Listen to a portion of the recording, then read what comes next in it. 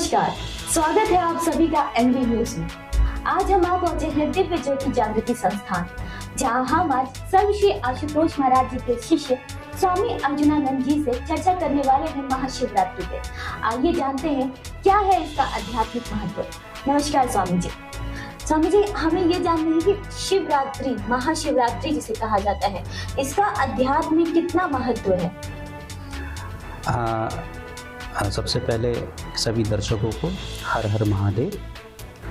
दिव्य ज्योति जागृति संस्थान की ओर से भारतवर्ष के सभी आध्यात्मिक शिव भक्तों को बहुत बहुत शुभकामनाएं, और आपके चैनल को भी बहुत बहुत साधुवाद। हर वर्ष हम सभी भारत ही नहीं, पूरा विश्व महाशिवरात्रि बड़े धूमधाम से मनाया जाता है।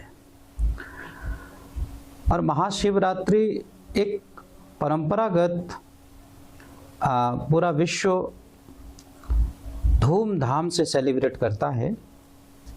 यूं तो भगवान शिव के अनेक नाम हैं, अनेक रूप हैं, और उन्हें संहार का देवता माना जाता है,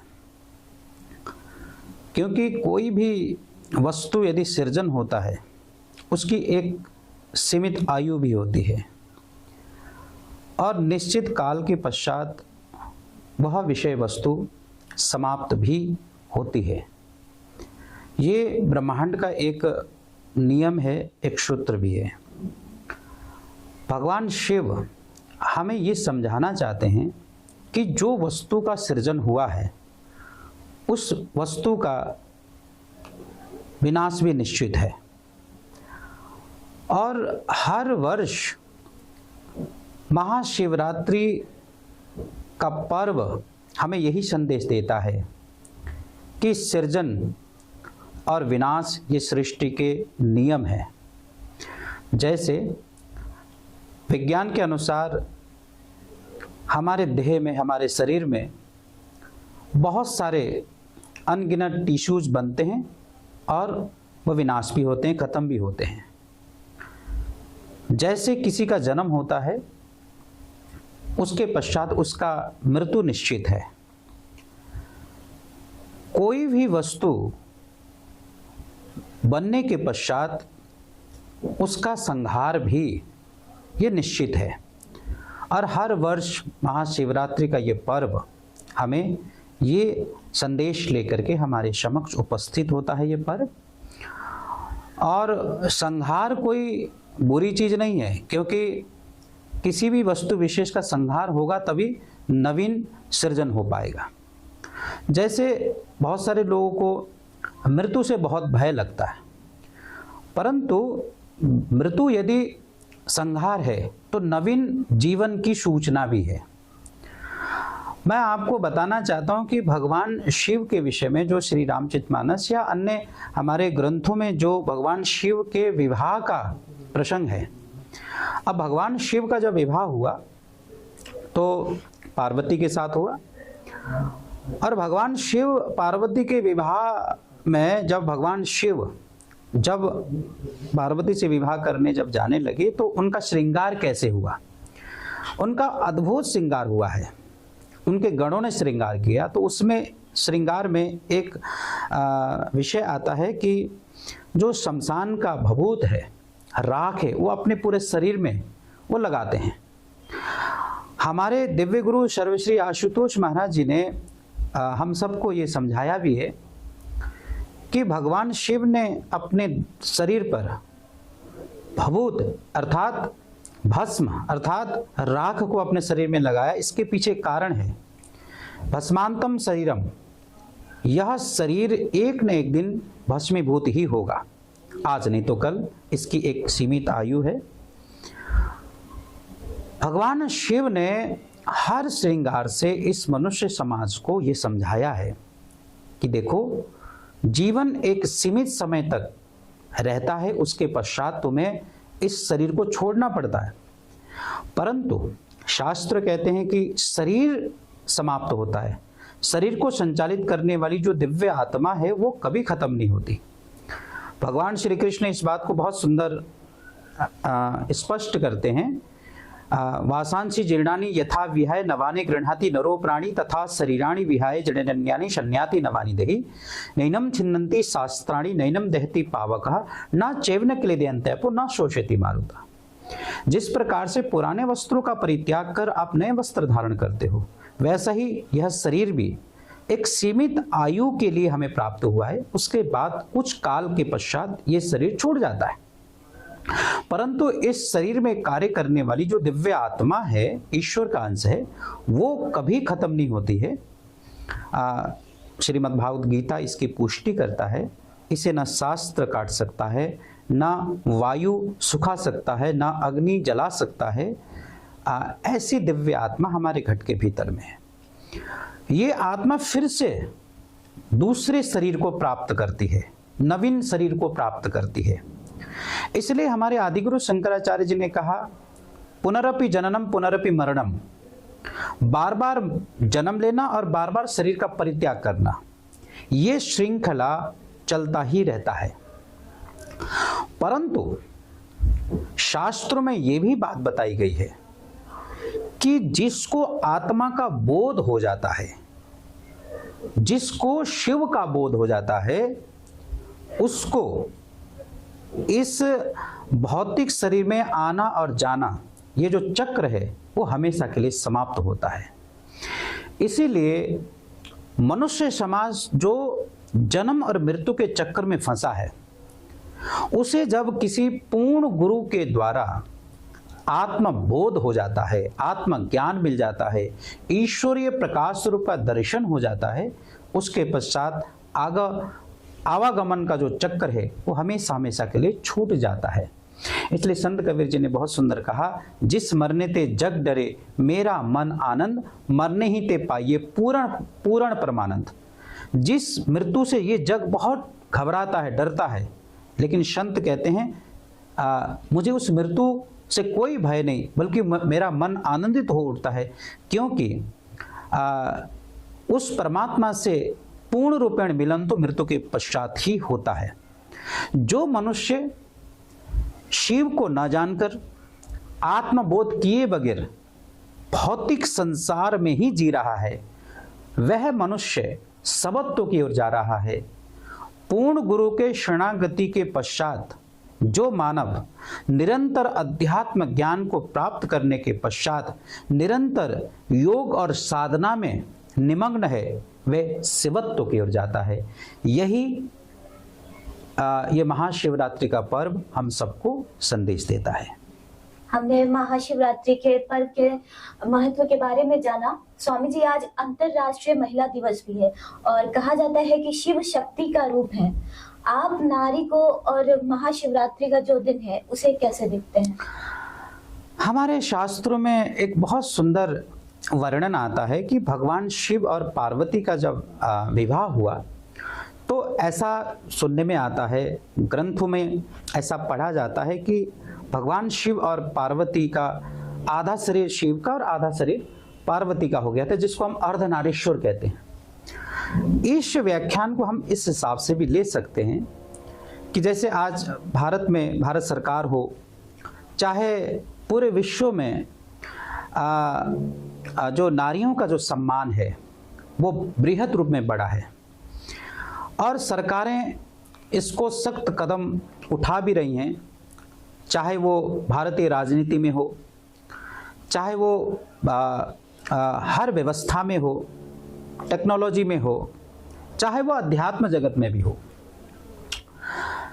इस समय नारी को, जैसे कि हमारे यहाँ जैसे आधा शिव और आधा जैसे पार्वती का शरीर से जो हमें संदेश मिल रहा है कि नारी समाज को भी उतना ही सम्मान और उतना ही स्थान मिलना चाहिए जो पुरुष को मिलता आया है और मिलता रहता है। मुझे लगता है कि भगवान शिव से बड़ा संदेश कौन दे सकता है, क्योंकि जैसे महिला दिवस पूरा विश्व मनाता है, अंतर्राष्ट्रीय महिला दिवस पूरा भारत में नहीं पूरा विश्व में ये मनाया जाता है नारी सम्मान के लिए। मैं आपको कहना चाहता हूँ कि हमारे दिव्य गुरु सर्वश्री आशुतोष महाराज जी की जो आइडियोलॉजी है, उनके द्वारा यदि मैं इसको वर्णित करूं, हमारे संस्थान में हम आधी की तो बात क्या करें, 80% से अधिक नारी शक्ति जो साध्वियों के रूप में, आध्यात्मिक प्रचारिका के रूप में, प्रशासनिक रूप में कार्यरत है। ये अपने आप में दर्शाता है कि परम पूजनीय गुरुदेव ने कैसे नारी को सम्मान दिया है समाज में, देश में। आज हमारे संस्थान के माध्यम द्वारा आध्यात्मिक सत्संग, भगवान की कथाएं और देश और विदेशों में हर जगहों पर साध्वी बहनें हर जगहों पर जाकर के अध्यात्म का प्रचार और परचम फैला रही हैं, ब्रह्म ज्ञान का संदेश दे रही हैं। ये अपने आप में बहुत बड़ा एक एग्जाम्पल है भारतवर्ष के लिए। भारत ही नहीं, पूरे विश्व में नारी शक्ति का परचम लहराने के लिए दिव्य ज्योति जागृति संस्थान की सशक्त साध्वियां जो वेल एजुकेटेड हैं, पढ़ी लिखी हैं, मास्टर हैं, पीएचडीज हैं, पूरे विश्व में जाकर के शास्त्र सम्मत ज्ञान का प्रचार और प्रसार कर रही हैं। और आज नारी शक्ति का एक बहुत बड़ा काफिला तैयार है अध्यात्म का प्रचार और प्रसार करने के लिए। और समाज की जो नारी जहां पर कहीं ना कहीं प्रताड़ित है, उत्पीड़ित है, उन्हें भी मोटिवेट करके आत्म जागरण करने का एक बहुत सुंदर कार्य हमारे मिशन के माध्यम द्वारा किया जा रहा है। और एक बात और मैं बताता हूं आपको कि भगवान शिव ने हमेशा, यदि पार्वती को हमेशा साथ में, हम अक्सर जो चित्रण देखते हैं कि पार्वती को भगवान शिव हमेशा साथ ही रखते हैं, अर्थात ये नहीं है कि मतलब भगवान शिव हमेशा साथ उनको मतलब यहाँ पर रखते हैं। ये संदेश है कि जितना महत्व एक पुरुष का है उतना ही महत्व एक नारी का भी है। ये भगवान शिव हमें समझाना चाहते हैं। बहुत बहुत धन्यवाद स्वामी जी। तो आज हमने सिर्फ महाशिवरात्रि के बारे में ही नहीं, बल्कि नारी जिस हिसाब से आज के समाज में अपने आप को आगे कर रही है और इस समाज के उत्थान में भागीदार बन रही है, इसके बारे में भी स्वामी जी ने बहुत अच्छे एक बात और मैं आपको बताना चाहता हूँ कि भगवान शिव के विषय में जो हम लोग अक्सर आज एक सोशल मैसेज भी मैं आपके चैनल के माध्यम द्वारा देना चाहता हूँ। आज शिवरात्रि के ऊपर चारों तरफ नशा, भांग इत्यादि का सेवन अत्यधिक किया जा रहा है। और भगवान शिव के विषय में भी ये कहा जाता है कि वो भांग का सेवन करते हैं या फिर नशा का सेवन करते हैं, और समाज में इसका बहुत ही विभत्स रूप देखने को भी मिलता है। मैं इस चैनल के माध्यम द्वारा आपको बताना चाहता हूं, भगवान शिव उन्होंने कभी नशा का सेवन नहीं किया है, नाम का जाप उन्होंने किया है, जिसके विषय में गोस्वामी तुलसीदास जी बहुत सुंदर कहते हैं, महामंत्र जो जपत महेशु काशी मुक्ति हेतु उपदेशु। जिस महामंत्र का जाप जो भगवान का आदि नाम है, वह नाम तो भगवान शिव भी जाप करते हैं। और इसलिए आज के समाज को मैं जरूर कहना चाहता हूं कि आप भगवान शिव का नाम लेकर के जो नशा कर रहे हैं, ये अच्छे संस्कारों का परिचय नहीं है। भगवान शिव कहते हैं कि नाम का नहीं, नाम का नशा करिए, नशे का सेवन नहीं। ये भगवान शिव समझाना चाहते हैं। और भगवान शिव के यदि उनके विचारधारा को यदि हमको समझना है तो सबसे पहले ग्रंथों के माध्यम से, ग्रंथों से हम जानकारी लें कि भगवान शिव की वास्तविकता क्या है। और भगवान शिव को जानना है, भगवान शिव की महिमा को जानना है, तो सबसे पहले इस मनुष्य जगत को गुरु को जानना पड़ेगा। और वही शंकर ही गुरु बनकर के इस धरती पर आते हैं। गुरु शंकर रूपेणो, ऐसा रामचरितमानस में भी लिखा है कि गुरु ही शंकर का रूप बनकर के धरती पर आते हैं। इसलिए इस समस्त मनुष्य समाज को, शिव भक्तों को शंकर की महिमा के साथ में गुरु की महिमा भी जाननी होगी। क्योंकि जब तक हमारे जीवन में एक आध्यात्मिक गुरु नहीं आते, तब तक हम शंकर की वास्तविक महिमा को समझ ही नहीं सकते। अब देखिए, मैं एक चीज और आपको बस 1-2 मिनट में बताना चाहता हूं कि भगवान शिव के यहाँ पर शिव नेत्र है, उनके चित्रण के अनुसार ये क्या संकेत करता है? भगवान शिव के यहाँ का जो शिव नेत्र है, ये हमें संकेत करता है कि यहाँ पर हर मनुष्य के अंदर तीसरा नेत्र है, शिव नेत्र है। इस स्थान को eye of the soul, eye of the wisdom, दिव्य नेत्र, दिव्य चक्षु, दसम द्वार आदि नामों से पुकारा गया है। जब हमारे जीवन में पूर्ण सद्गुरु आते हैं, गुरु आते हैं, वो मस्तक में हाथ रखते हैं, तो ये दसम द्वार, ये शिव नेत्र आंतरिक जगत में खुलेगा।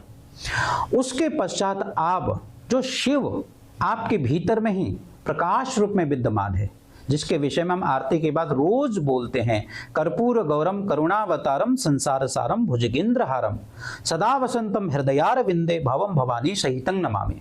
अर्थात जो शिव कर्पूर गौरम, जो कर्पूर के समान प्रकाश रूप में हमारे घट के भीतर में है, वह शिव जो दिव्य नेत्र के द्वारा देखा जाता है, जाना जाता है, उसके पश्चात ही हम शिव शक्ति को जान पाएंगे, तभी हम शिवत्व की ओर जा पाएंगे।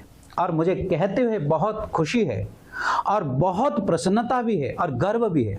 हमारे दिव्य गुरु सर्वश्री आशुतोष महाराज जी केवल ईश्वर की बात नहीं करते, केवल शिव की महिमा ही नहीं गाते, बल्कि जो शिव सबके भीतर में आत्मा के रूप में है, उनका ब्रह्म ज्ञान के द्वारा दर्शन भी कराते हैं। तभी ये मनुष्य जो सबत्व की ओर जा रहा है, वो शिवत्व की ओर जाएगा। जो मनुष्य केवल नशा में, उन्माद में है, वो नाम की ओर जाएगा। हमारा ये अभियान है। मनुष्य जो अंधकार में भटक रहा है, उसे अब शिव की वास्तविकता जाननी होगी। शिव को जानना है तो आध्यात्मिक गुरु के शरण में जाइए। शिव को जानना है तो गुरु के शरण में जाकर के अध्यात्म ज्ञान, वह ब्रह्म ज्ञान प्राप्त करिए। उस ब्रह्म ज्ञान को प्राप्त करने के पश्चात जैसे हमारे शिव तटस्थ होकर ध्यान में बैठे हैं, वैसा ही आप ध्यान करिए। ध्यान के पश्चात ही जो अंधकार है आपका मिटेगा। आप प्रकाश स्वरूप में भीतर में आपका प्रकाश स्वरूप जागृत होगा। तभी जाकर के आपके भीतर की मन की जो दुविधाएं हैं वो समाप्त होंगी। हमने पहले ही कहा, शिव श्रृंगार के देवता हैं, इसलिए क्योंकि श्रृंगार इसलिए कहा गया, आपके भीतर या हमारे भीतर, किसी भी मनुष्य के भीतर काम, क्रोध, लोभ, मोह, अहंकार इत्यादि जो दुर्गुण हैं, वह शिव ही समाप्त कर सकते हैं। और आपके भीतर दयाशील, क्षमा, पवित्र, विद्या, आक्रोध, इंद्रियों में संयम, ये सारे के सारे धर्म के गुण शिव ही जागृत भी कर सकते हैं। इसलिए आवश्यकता है शिव तुल्य ऐसे गुरु की, जो आपको भगवान से मिला दे, भगवान का दर्शन करवा दे ब्रह्म ज्ञान के द्वारा। तभी ये समाज की जो बुराई है हमेशा हमेशा के लिए समाप्त होगा। तभी महिला पुरुष की इक्वालिटी की जो हम बात करते हैं वो भी संभव हो पाएगा। नहीं तो मन में जहां कॉन्ट्राडिक्शन है, विरोधाभास है, इक्वलिटी कहां होगा। इसलिए आवश्यकता है इस समाज को शिव को जाने, शिव को देखें, तभी हमारा जीवन सफल हो पाएगा। धन्यवाद। बहुत ही अच्छे विचार रखे स्वामी जी ने कि नशा करना है, शिव की आड़ में नशा मत करिए। नशा करना ही है तो भक्ति का नशा करिए, और शिव को जानना है तो गुरु की महिमा को जानिए। बहुत बहुत धन्यवाद स्वामी जी, हमारे चैनल को इतना समय देने के लिए। ऐसे ही कुछ और आध्यात्मिक बातों से जुड़े रहने के लिए सब्सक्राइब करें हमारे चैनल को। नमस्कार।